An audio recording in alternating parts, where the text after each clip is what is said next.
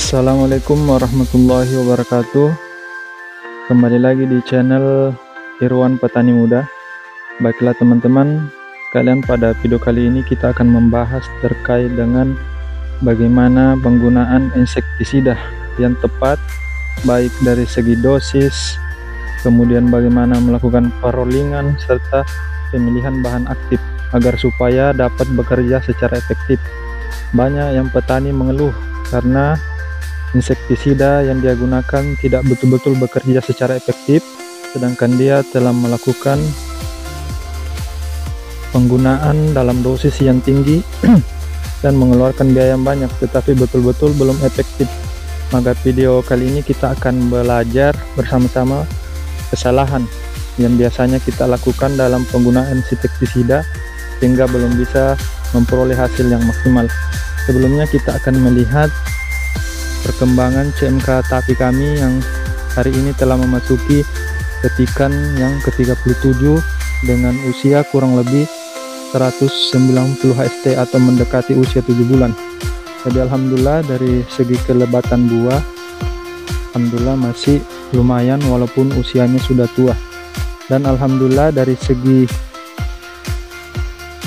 figur tanaman juga masih sangat bagus, dan kalau kita perhatikan putik-putik yang baru akan keluar dan menghantarkan bunga. Alhamdulillah penampakannya masih sangat luar biasa menurut kami di usia yang sudah menginjak sekitar kurang lebih 7 bulan.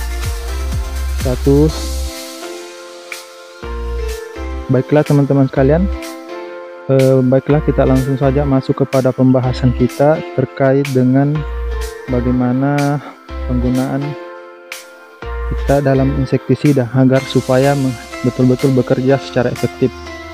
Baiklah, yang pertama yang perlu kita perhatikan adalah ketika kita melakukan pemberian insektisida pada tanaman, kita harus pahami apakah kita melakukan proteksi ataukah kita melakukan pengobatan atau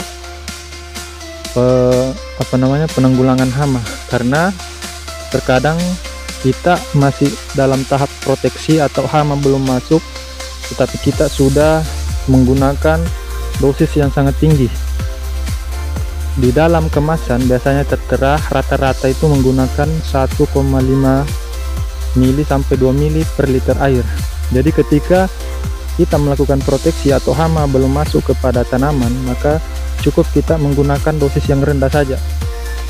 Tetapi ketika sudah masuk, maka kita sudah mulai menaikkan dosis agar supaya hama bisa terkendali. Jadi jangan sampai sebelum hama mulai masuk ke tanaman kita sudah menggunakan dosis yang sangat banyak. Itu bisa menyebabkan hama menjadi resistensi atau kebal terhadap insektisida.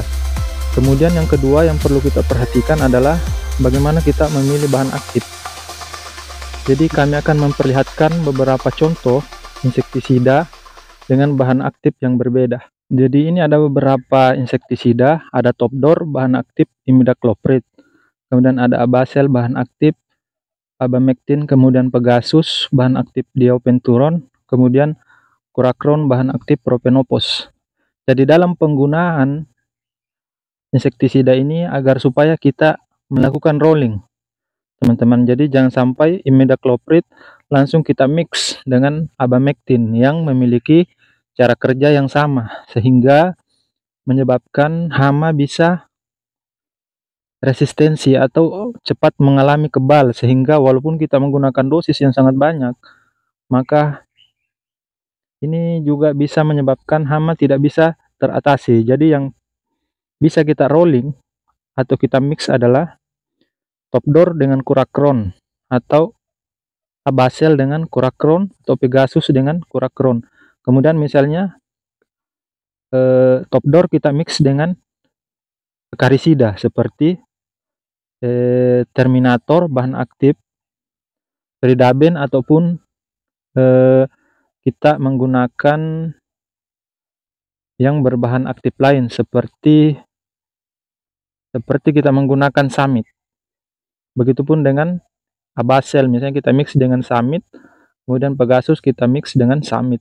Jadi jangan sampai Abasel kita mix dengan Pegasus yang memiliki cara kerja yang sama. Jadi itu teman-teman harus betul-betul kita jeli dalam melakukan perolingan insektisida agar supaya bisa bekerja secara efektif. Kemudian selanjutnya yang perlu kita perhatikan adalah waktu penyepraian. Jadi lebih efektif kalau saya memperhatikan selama kami berbudidaya CMK, itu lebih efektif kita melakukan penyepraian hama itu di pagi hari.